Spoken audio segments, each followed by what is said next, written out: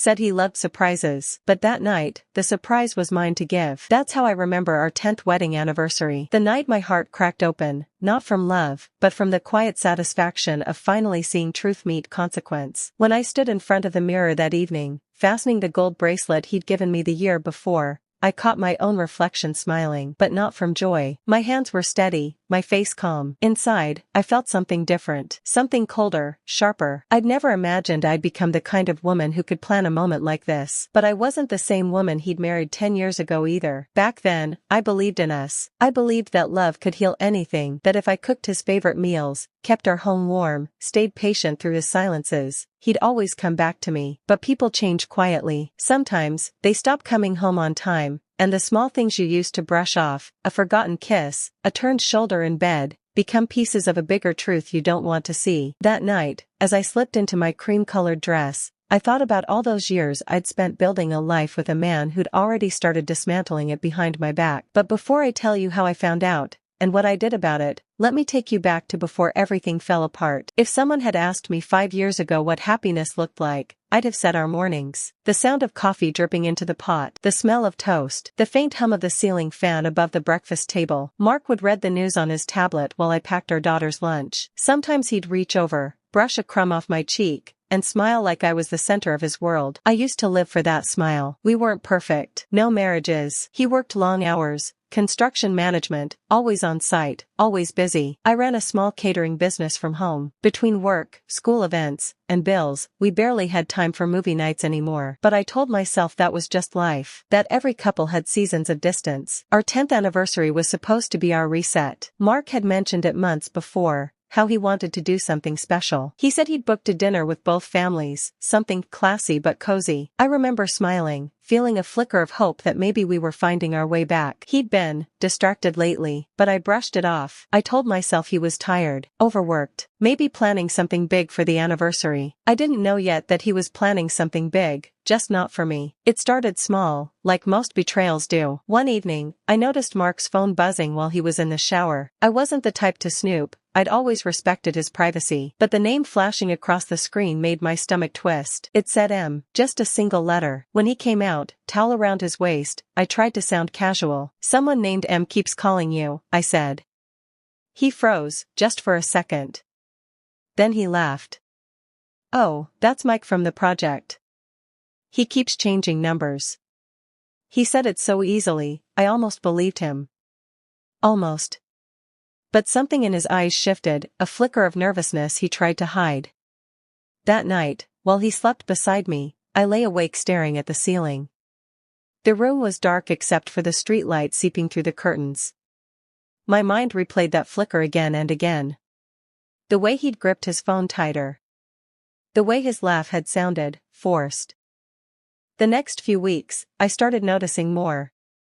The smell of unfamiliar perfume on his shirts. The way he'd step outside to take certain calls. The sudden gym membership, after years of saying he hated exercise.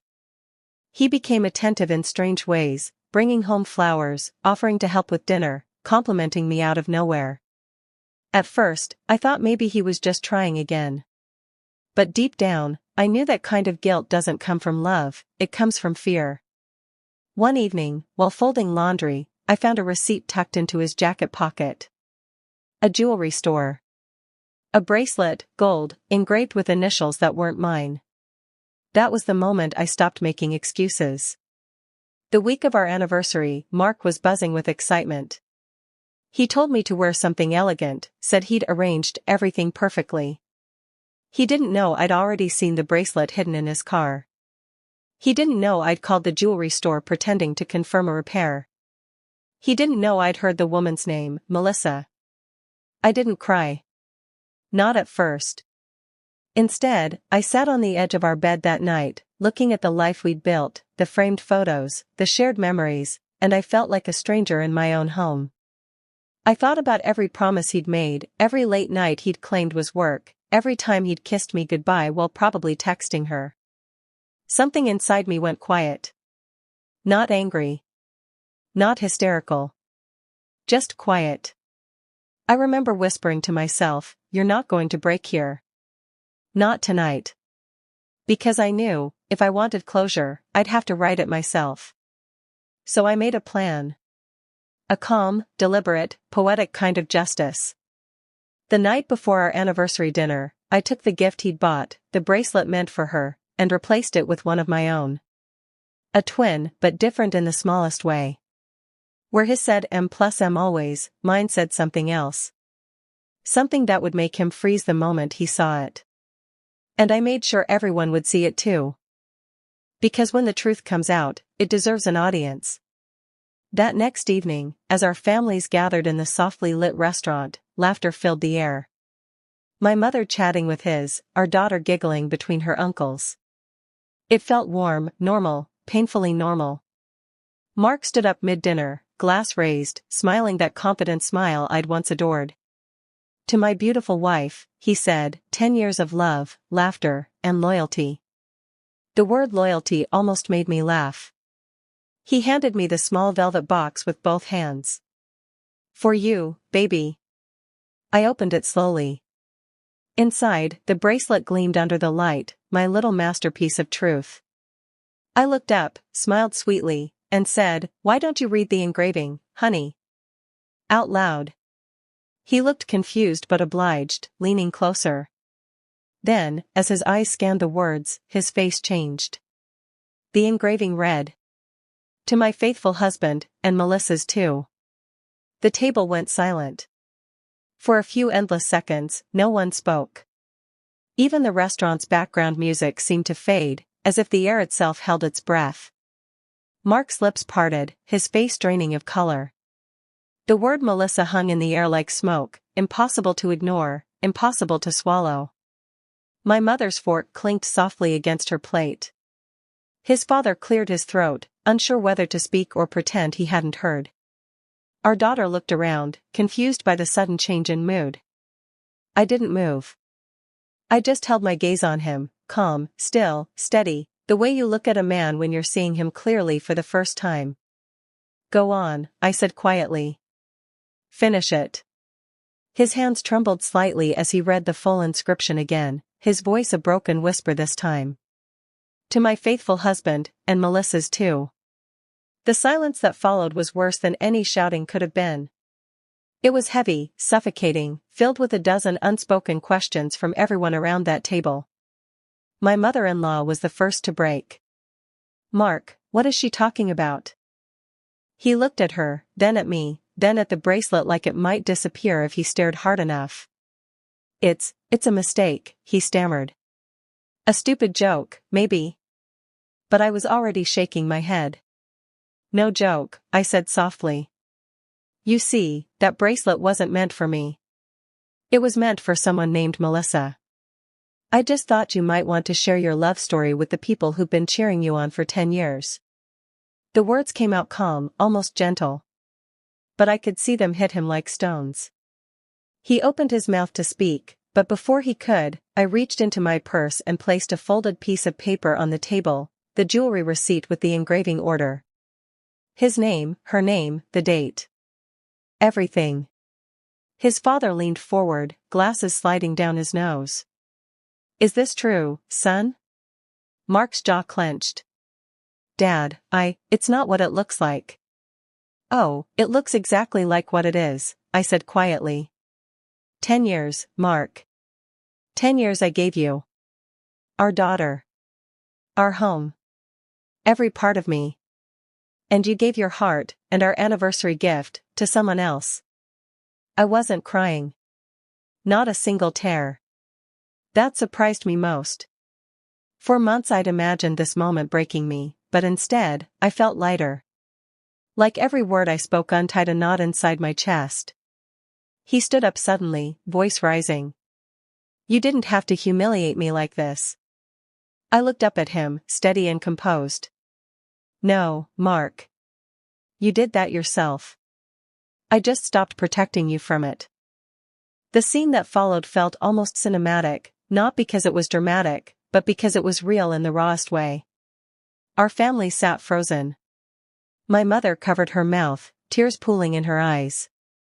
His sister looked furious, not at me, but at him.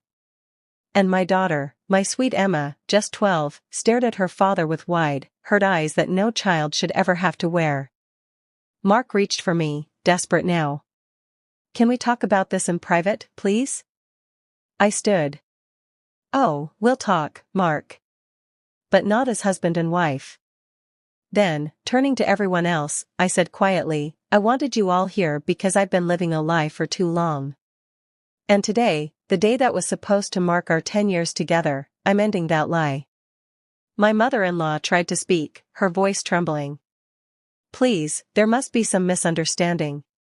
"There's not," I said gently, almost pitying.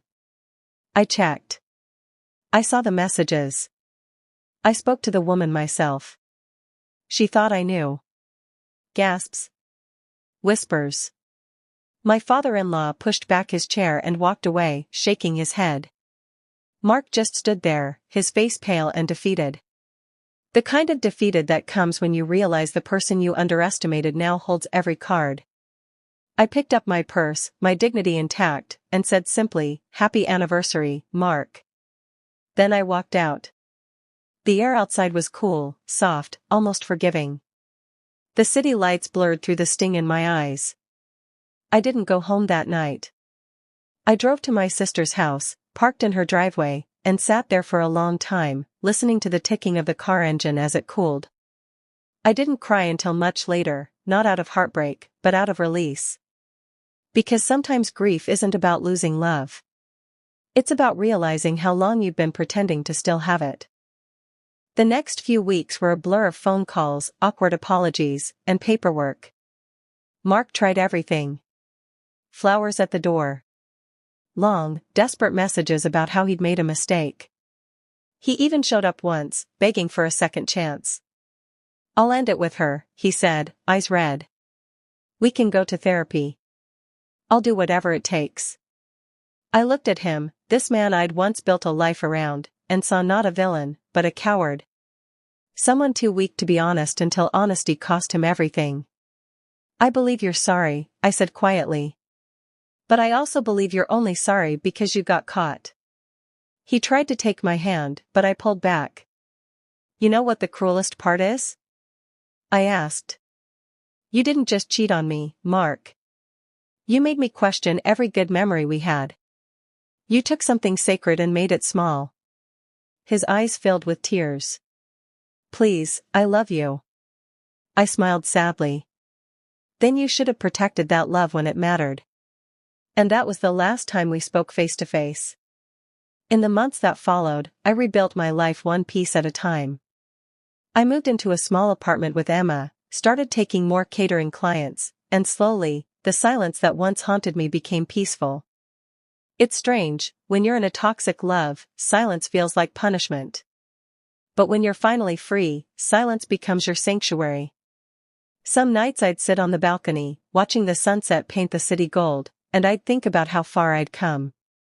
It wasn't revenge that brought me peace, it was truth. Because the moment I stopped trying to save what was already broken, I started saving myself. But that wasn't the end. The real consequence came a few months later, at a family gathering I hadn't planned to attend.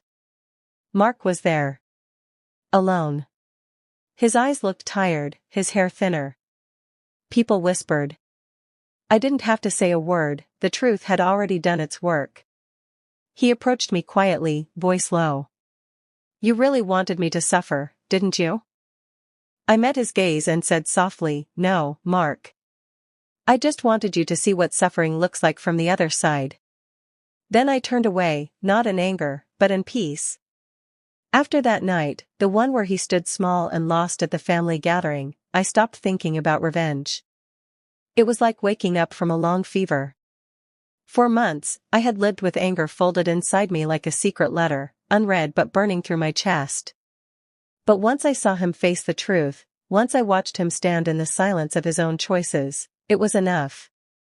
I didn't need him to hurt anymore. I needed me to heal. At first, healing looked ordinary.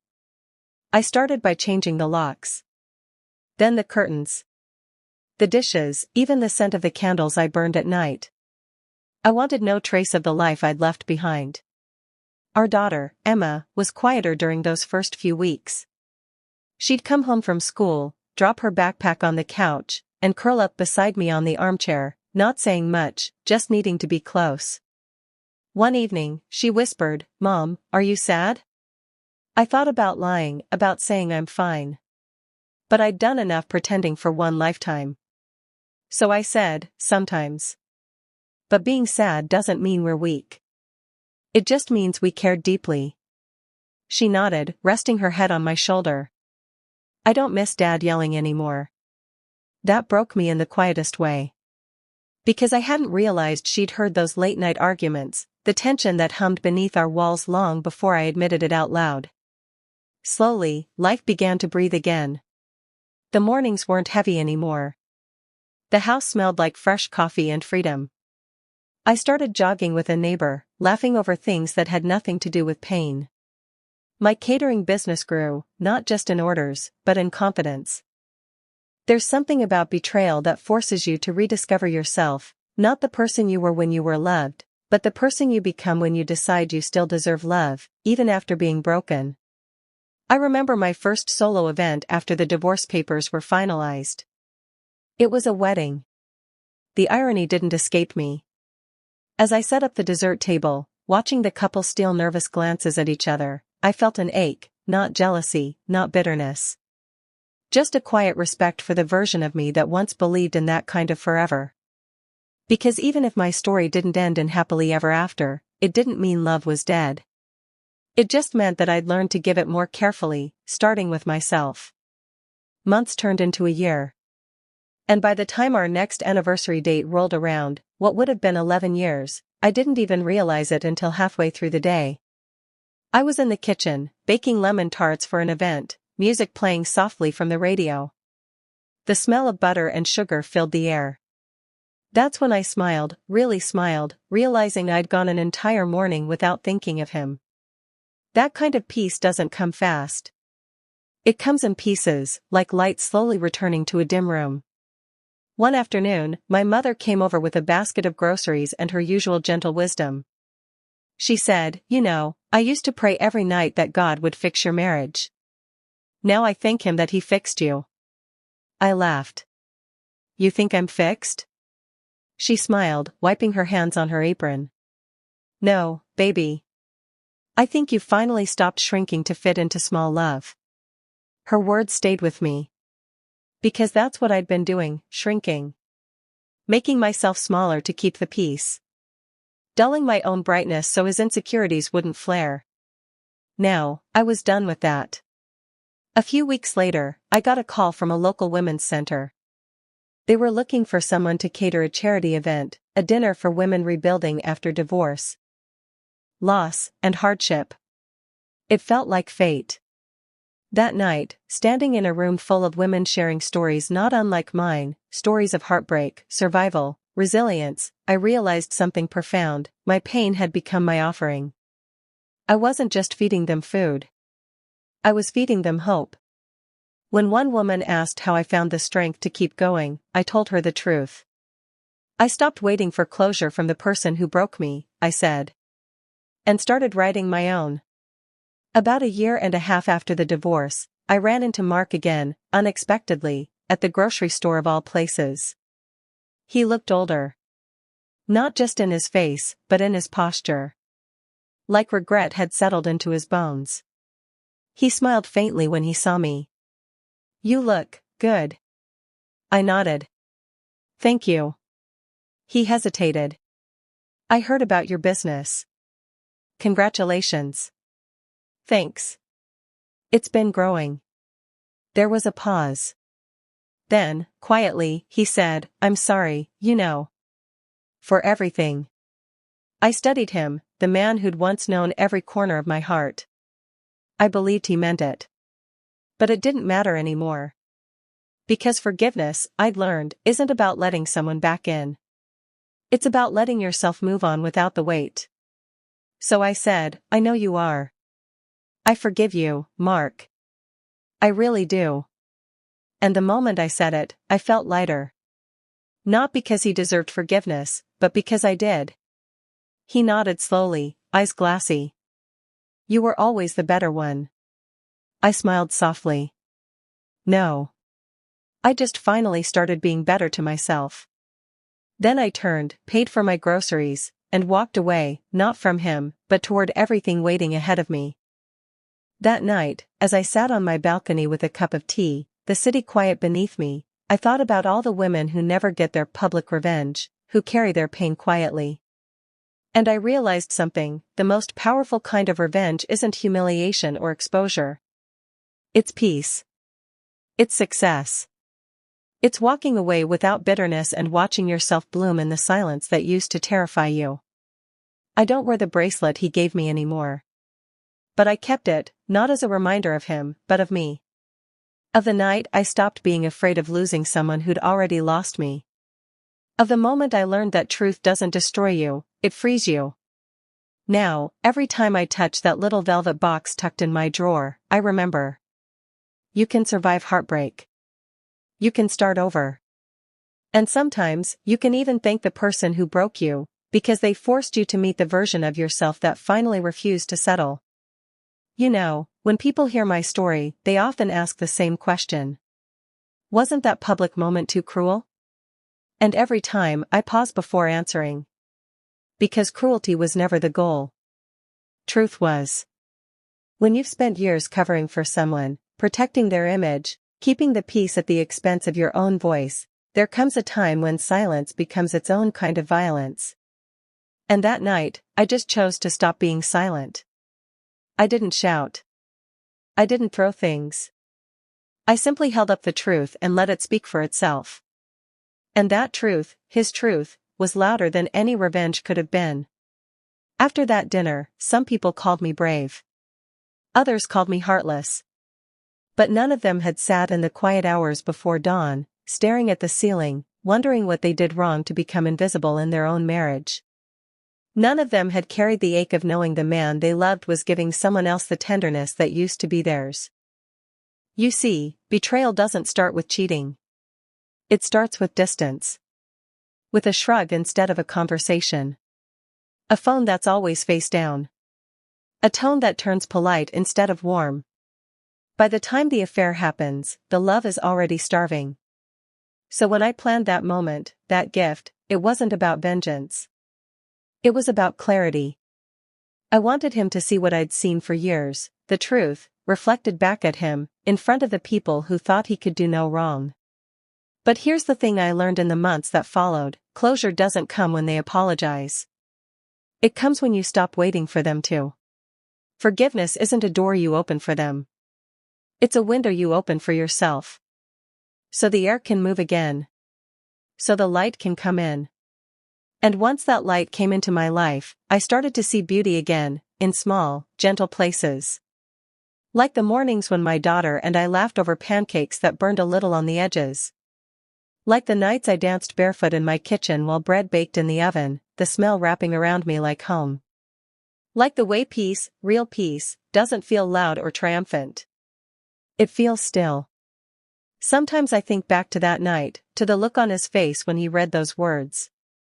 Not because I miss it, but because it reminds me of the exact moment I stopped being afraid. Afraid of starting over. Afraid of being alone. Afraid of being the woman who was cheated on. Because that's not who I am anymore. I am the woman who rebuilt. Who turned humiliation into honesty. Who raised her daughter to know that love should never require you to disappear. And if I could tell any woman listening one thing, it would be this. Don't wait until you're broken to choose yourself. You can forgive without forgetting. You can move on without erasing the lessons. You can lose someone who betrayed you, and still find someone, maybe even yourself, worth loving again. Because peace doesn't come from holding on to what hurt you. It comes from realizing you never needed it to begin with. Sometimes late at night, I still sit by the window, the city lights flickering like quiet confessions in the dark.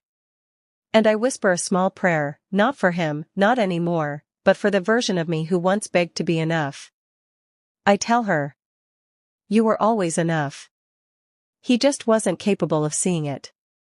And with that, I smile, close the window, and let the night air carry the last pieces of that old story away. So, if you've ever been in that place, holding the shards of a love that cut you too deeply, I want you to know. You can still create something beautiful from what broke you. You can still walk out of the fire softer, not bitter. And one day, you'll look back and realize the pain didn't destroy you, it refined you.